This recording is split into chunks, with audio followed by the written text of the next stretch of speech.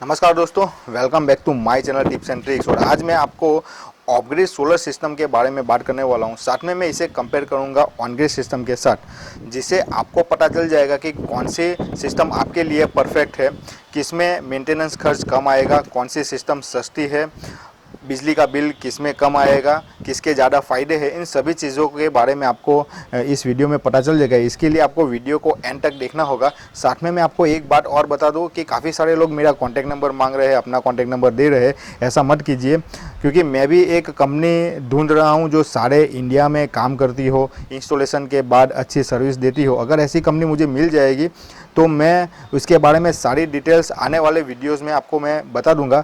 इसके लिए आपको मेरी चैनल जो है उसको सब्सक्राइब करना पड़ेगा। साथ में जो बेल आइकन है उसे भी क्लिक कर दीजिए, ताकि सारे वीडियो के नोटिफिकेशन आपको टाइम पे मिल जाएंगे। तो चलिए देखते हैं आज का वीडियो। दोस्तों, यहाँ पे मैं बात करने वाला हूँ 2 किलोवाट की ऑफ ग्रिड सोलर सिस्टम के बारे में, जहाँ पे लगे होते हैं 250 वाट के 8 solar panel.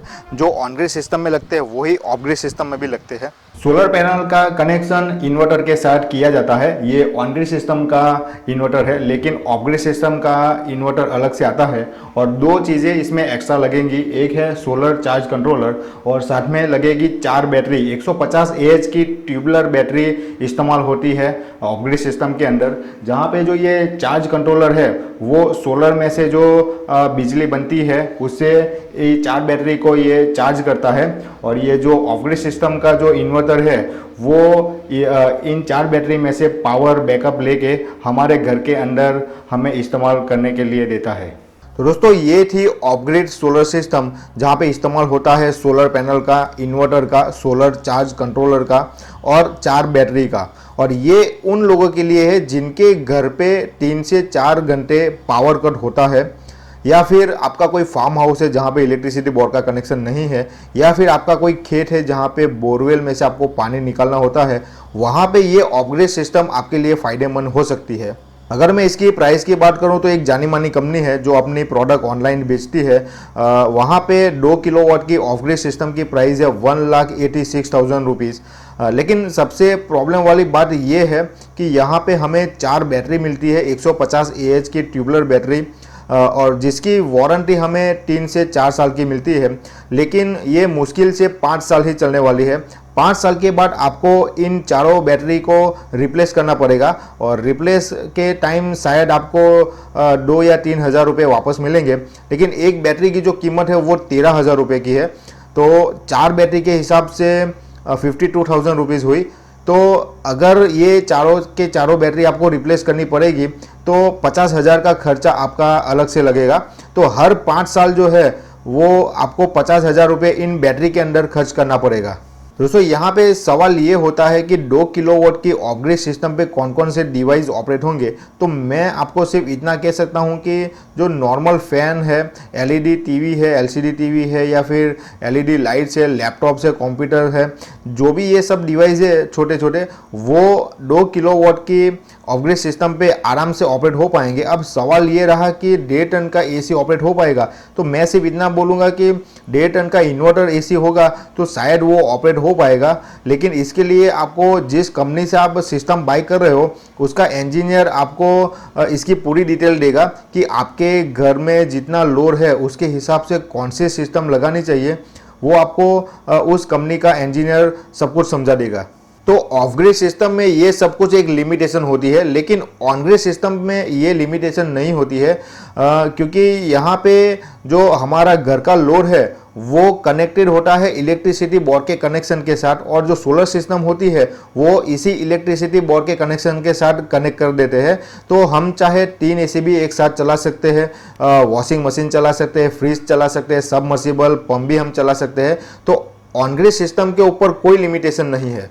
Of grid system महंगी है क्योंकि उसके अंदर एक्स्ट्रा बैटरी होती है, और उसका जो मेंटेनेंस खर्च है वो भी महंगा होगा, क्योंकि हर 5 साल में आपको बैटरी को चेंज करना पड़ेगा। लेकिन ऑन ग्रिड सिस्टम में ऐसा नहीं है। ऑन ग्रिड सिस्टम में बैटरी का सिस्टम होता ही नहीं है, और बैटरी का खर्च भी बच जाता है, और जो मेंटेनेंस है वो बैटरी है नहीं तो मेंटेनेंस आने वाला है नहीं। तो ऑफ ग्रिड सिस्टम महंगी पड़ेगी ऑन ग्रिड सिस्टम के हिसाब से। ऑफ-ग्रिड सिस्टम में पावर कट कभी होगा नहीं जब तक आपकी बैटरी चार्ज है, आपके घर में लाइट कंटिन्यूस रहेगी। लेकिन यहाँ पे ऑन-ग्रिड सिस्टम पे जब पावर कट होता है तो आपके घर में भी लाइट नहीं होगी। लेकिन इसके लिए एक ऑप्शन है, आप चाहे तो 20,000 रुपये का एक एक्स्ट्रा इन्वर्टर लगा सकते हो जिसमें सिर्फ एक बैटरी आती है। वो अगर आप इसके साथ कनेक्ट कर देते हो तो आपके घर में 4 फैन और 4 LED लाइट चल जाएगी 20,000 के इस खर्च के अंदर। तो आप ये ऑप्शन रख सकते हो ऑन-ग्रिड सिस्टम के ऊपर। अब मैं आपको पूरे 25 साल का एक बिजली का कैलकुलेशन करके दिखाऊंगा जिससे आपको पता चल जाएगा कि कौन सी सिस्टम हमें सस्ती बिजली प्रोवाइड करेगी। तो दोस्तों फॉर एग्जांपल मैं यहाँ पे बात करता हूँ 2 किलोवाट की ऑन-ग्रिड सिस्टम के बारे में। तो उसकी जो प्राइस है वो है 76,600 रुपीज़। यहाँ पे हमें सब्सिडी मिलने के बाद की ये प्राइस है और ये सिस्टम हमें सालाना 3,000 यूनिट जनरेट करके देगी। एक यूनिट का हम 6 रुपया के हिसाब से ये एक साल में हमें 18,000 रुपये की बिजली पैदा करके देगी। अगर मैं इसका कैलकुलेशन 25 साल के लिए करूँ तो 4,50,000 रुपये की ये बिजली पैदा करके देगा और इसकी जो प्राइस है वो 76,600 रुपीज़ वन टाइम है। तो इतनी प्राइस में हमें 25 साल तक 4,50,000 की बिजली मिल जाएगी, जिसमें मेंटेनेंस जो है वो जीरो होगा क्योंकि इसमें बैटरी सिस्टम होती नहीं है। तो मेंटेनेंस जीरो होगा, तो और कोई खर्चा इसमें आने वाला है नहीं। अगर मैं बात करूं आपको ऑफ-ग्रिड सिस्टम के बारे में तो यहाँ पे भी 2 किलोवाट की ऑफ-ग्रिड सिस्टम की जो प्राइस है वो 1,86,000 रुपीज़ है। यहाँ पे हमें सब्सिडी नहीं मिलती है।